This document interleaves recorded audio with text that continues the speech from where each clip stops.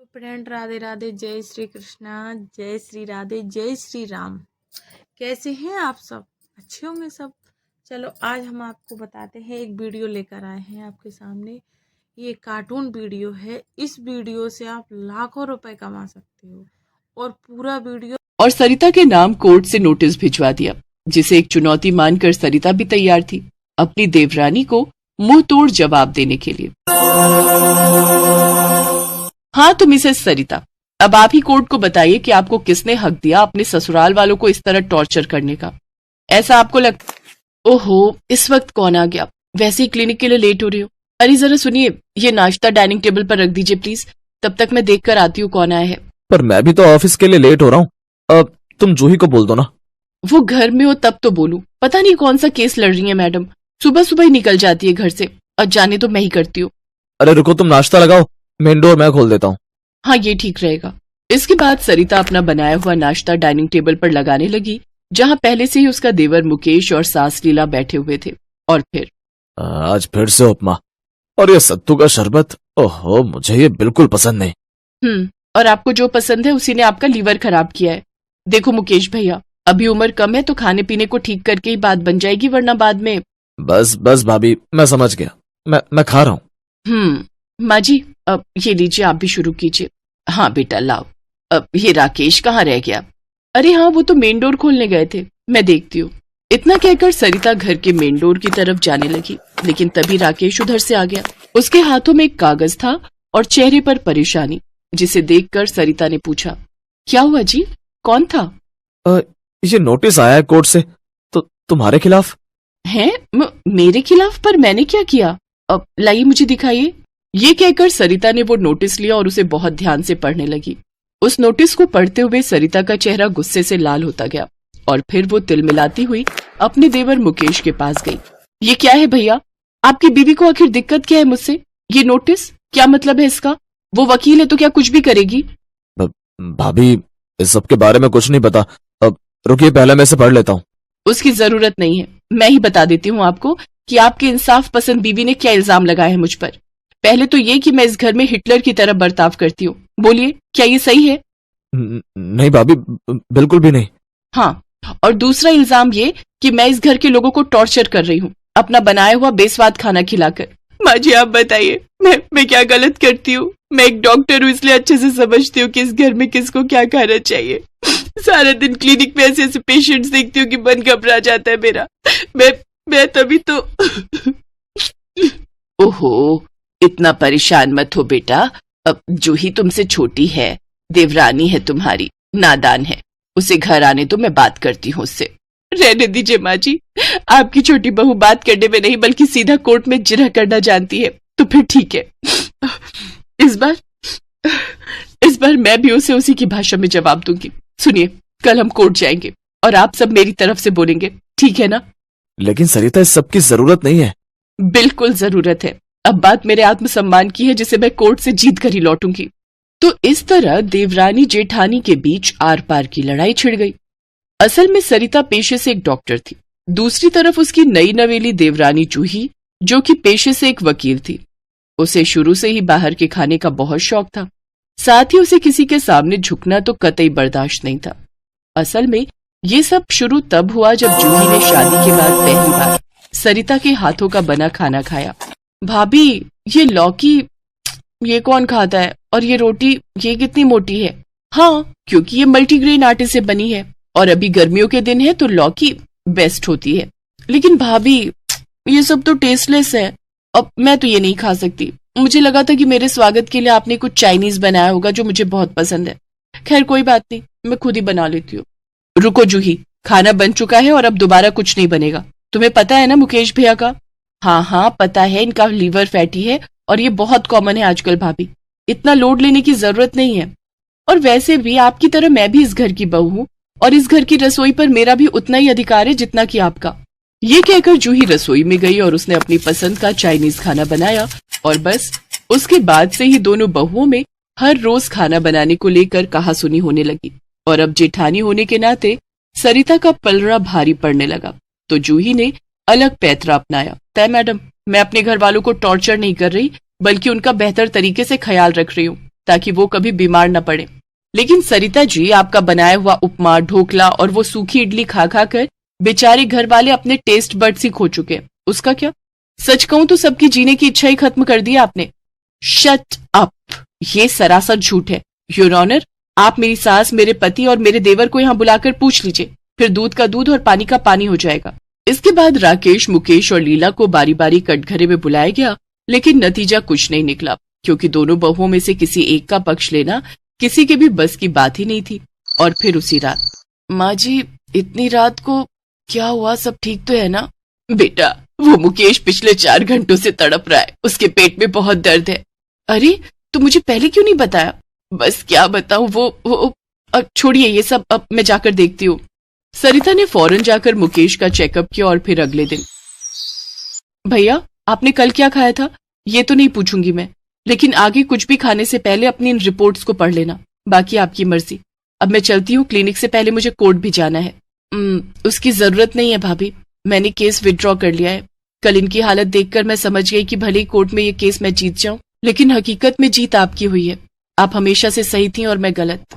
मुझे माफ कर दीजिए भाभी, अब से इस घर की रसोई में हमेशा वही पकेगा जो आप कहेंगी। जूही की बात सुनकर सरिता की आंखों में भी आंसू आ गए और वो जूही को गले लगाते हुए बोली, नहीं, गलत मैं भी थी। कल घर वालों को असमंजस में देखकर मैं भी समझ गई कि सेहत सिर्फ अच्छे खाने से नहीं बल्कि खुश रहने से भी बनती है, और घर वालों को वो खुशी तुम्हारे बनाए खाने से मिलती है। इसीलिए घर की रसोई को अब से मैं अकेली नहीं बल्कि हम दोनों मिलकर चलाएंगी। आहा हा हा, इसे कहते हैं हैप्पी एंडिंग। भाई वाह, तो बहू ये तो बताओ कि आज खाने में क्या बनेगा?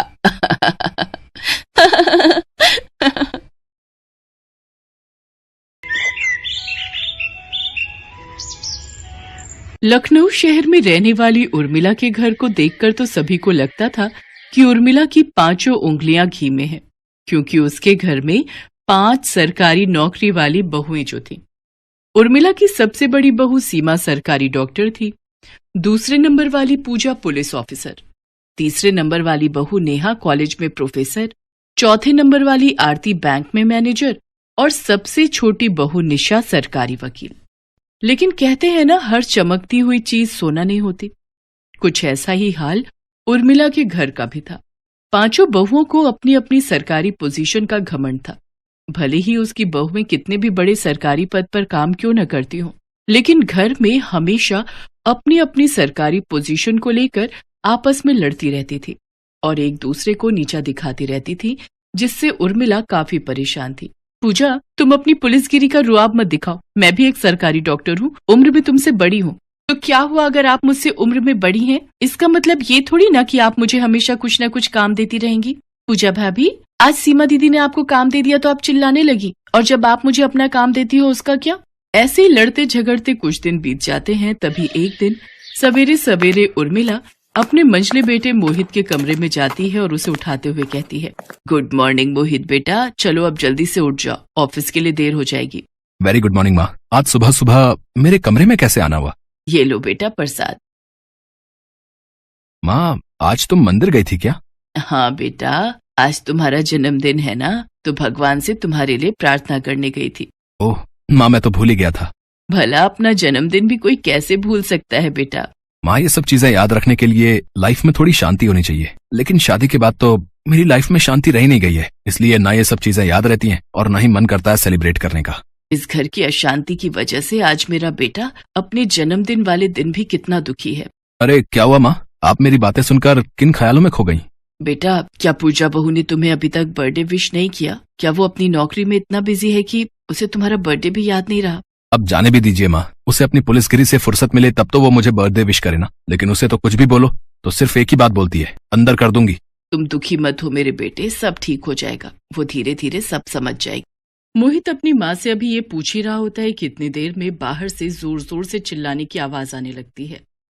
जब वो बाहर जाकर देखते हैं तो 5 बहुएं एक दूसरे से झगड़ रही होती हैं। अरे क्यों इतनी सुबह सुबह एक दूसरे पर इतनी जोर जोर से चिल्ला रही हो? चुप हो जाओ सबकी सब।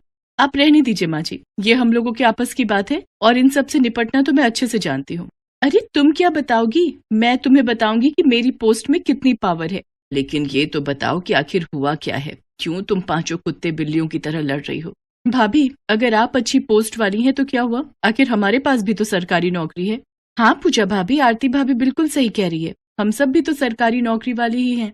अभी अगर मैंने तुम लोगों को अपनी पावर दिखाई ना, तो तुम सारी की सारी जेल में नजर आओगी, समझी? तो मुझसे पंगा मत लेना, और मुझसे बराबरी करने की तो सोचना भी मत। अब बस भी करो तुम सब की सब। क्या ये सरकारी नौकरी का राग लगा रखा है? अरे मैं तो कहती हूँ आग लगे तुम्हारी ऐसी सरकारी नौकरी को जिसने घर में इतनी अशांति फैला रखी है। इस घर में तो एक पल भी जीना मुश्किल हो गया है। माँ जी, अब हमने ऐसा क्या कर दिया कि आपका जीना मुश्किल हो गया है? अरे माँ, आप क्यों इन सबके झगड़ों में पड़ रही हो? लड़ने दो इन्हें आपस में जितना लड़ना है। इनके पीछे आप क्यों अपना खून जला रही हो? हाँ हाँ, आपको इन सब बातों से क्या? कोई आपकी बीवी की कितनी भी बेइज्जती करे, आपको कोई फर्क थोड़ी ना पड़ता है। फर्क तो तुम्हें भी मेरी किसी चीज से नहीं पड़ता। खैर छोड़ो, सुबह सुबह तुमसे बात करके मैं अपना दिन खराब नहीं करना चाहता। अब ऐसा क्या खास है आज के दिन में? और मेरा मूड वैसे भी बहुत खराब है, तो तुम मुझसे बात ना करो तो ही तुम्हारे लिए बेहतर होगा। अरे भाभी, आप जेठ जी से क्यों लड़ रही हो? कम से कम अपनी पुलिसगिरी जेठ जी पर तो मत झाड़िए। नेहा, तुम तो चुप ही रहो। तुम अपना ये लेक्चर अपने कॉलेज में देना, वहाँ काम आएगा। मुझे तुम्हारे इस लेक्चर की कोई जरूरत नहीं। क्यों भाभी, सच बात आपसे बर्दाश्त नहीं हो रही क्या? हाँ, पर वैसे भी पुलिस वालों को सच कहाँ बर्दाश्त होता है। बिल्कुल सही कहा नेहा तुमने। शायद इसीलिए सब लोग पुलिस वालों को घूसखोर और लुटेरे कहते हैं, और उनकी पीठ पीछे तो ना जाने कितनी गालियां देते हैं, लेकिन एक डॉक्टर को हमेशा इज्जत और दुआएं देते हैं। हम डॉक्टरों को तो लोग भगवान का दूसरा रूप मानते हैं। बिल्कुल सही कहा भाभी आपने। मैंने भी पुलिस वालों के बारे में यही सब सुना है। इन लोगों की तो कोई इज्जत ही नहीं होती। भले ही सामने सब डरते हो, लेकिन उनकी पीठ पीछे तो सब गालियां ही देते हैं। हाँ हाँ, मैंने भी यही सब सुना है। अब चुप भी रहो तुम सब की सब। तुम सबको तो मैं देख लूंगी। हाँ हाँ, हम भी देख लेंगे। आपसे डरते हैं क्या हम लोग? हाँ, हमसे पंगा लेने की सोचना भी मत। इतना कहकर पांचों अपने अपने काम के लिए निकल जाती हैं, और मोहित भी गुस्से में ऑफिस चला जाता है। और फिर इसके बाद उर्मिला सर पर हाथ रखकर बैठ जाती है। अब वो अपनी बहुओं की रोज रोज की इस लड़ाई से तंग आ चुकी थी। इन्हीं सब के कारण वो अपने पड़ोसियों से नजर तक नहीं मिला पाती थी, लेकिन फिर भी वो कभी अपने पड़ोसियों से अपनी बहुओं की बुराई नहीं करती थी, बल्कि उनकी तारीफों के पुल ही बांधा करती थी। ऐसे ही कुछ दिन और बीत जाते हैं। फिर एक दिन उर्मिला अपनी सभी बहुओं को बुलाकर उनसे कहती है, सुनो बहुओं, गांव से फोन आया था कि तुम्हारी दादी सास की तबीयत बहुत खराब है और वो तुम सबसे मिलना चाहती हैं। इसीलिए तुम सब अपने कामों से छुट्टी ले लो, हमें कल ही गांव के लिए निकलना होगा। ये आप क्या बोल रही हैं माँ जी? आप तो जानती हैं हम पुलिस वालों के लिए कोई छुट्टी नहीं होती, और गांव जाना मतलब 2-3 दिन की छुट्टी। ना बाबा ना, मेरा जाना तो मुश्किल है। आप इन सबको ले जाइए। हाँ, जैसे कि हमारा काम तो इम्पोर्टेंट नहीं है ना। अब कुछ ही दिनों में कॉलेज में पेपर शुरू होने वाले हैं, तो मुझे भी छुट्टी नहीं मिलेगी। आप एक काम करिए, सीमा दीदी को ले जाइए, वो तो एक डॉक्टर भी है।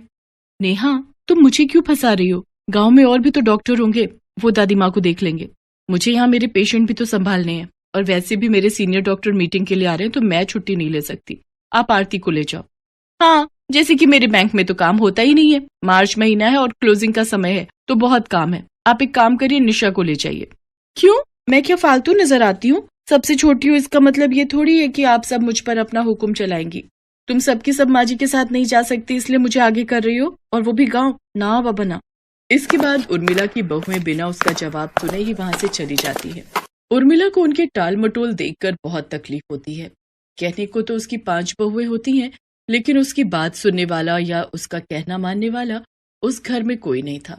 फिर अगले दिन उर्मिला अपनी बहुओं के बारे में सोफे पर बैठी सोच ही रही होती है कि तभी उसका बेटा मोहित ऑफिस से घर आता है और अपनी उदास माँ को देखकर कहता है, माँ, क्या हुआ आपको? आप इतना उदास क्यों हैं?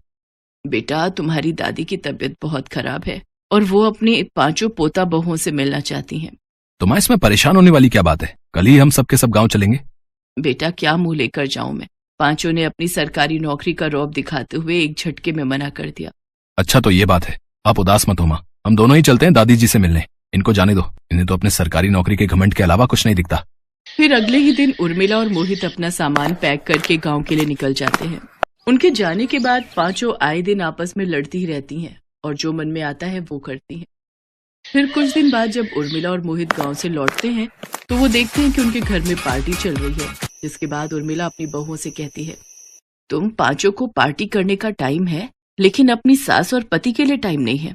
आज तक तुम लोगों ने बहू होने की कोई भी जिम्मेदारी नहीं निभाई और न ही कभी ये जानने की कोशिश की कि तुम्हारे सास और पति को क्या चाहिए। तुम सबको तो बस अपनी एक सरकारी नौकरी से प्यार है। तो फिर ठीक है, मैंने भी फैसला कर लिया है, तुम पांचों अपना सामान बांधो और अपने अपने मायके चली जाओ और वहीं जाकर अपनी सरकारी नौकरी का रौब दिखाओ। जाओ तुम सब यहाँ से, अब बहुत हो गया। उर्मिला का ये रूप देखकर पांचों की पांचों डर जाती हैं। साथ ही उन्हें अपनी गलती का एहसास भी हो जाता है। सभी हाथ जोड़कर उर्मिला से माफी मांगती हैं और फिर कभी अपनी सरकारी नौकरी का रौब ना दिखाने का वादा करती हैं और साथ ही साथ अपनी सभी जिम्मेदारियां निभाने की भी कसम खाती हैं।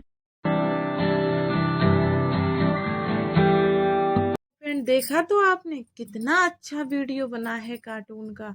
ऐसे ही वीडियो लाने के लिए आप मेरे चैनल को सब्सक्राइब करना, शेयर करना और बेल आइकन दबाना ना भूलें, ना ये नोटिफिकेशन नहीं आएगा। ऐसे ही अच्छे अच्छे वीडियो मैं आपके लिए लाती रहूँगी।